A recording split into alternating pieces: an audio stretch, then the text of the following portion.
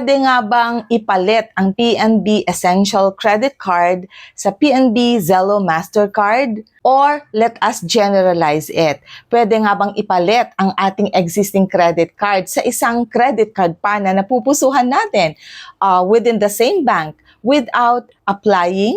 Okay, first of all, meron tayong tinatawag na upgrading or downgrading of credit cards. Now, ang bangko magde-decide dito sa upgrading or downgrading of credit card depende sa record mo with them. So, if you are a good payer, on time kang nagbabayad, walang late, and buo yung binabayaran mo, and at the same time, wala kang overspending. So, in short, maganda yung record mo with the bank. There's a possibility it's either si bangko i-increase ang credit limit mo or pwede rin nilang i-upgrade into a better credit card with higher credit limit and at the same time, mas marami ang benefit. Now, downgrading of credit card naman happens if the bank sees the risk and the behavior of payment of one client. Or maybe in that season, hindi mo binayaran ng buo ang iyong bill, things like that. Or high yung utilization mo sa credit card mo.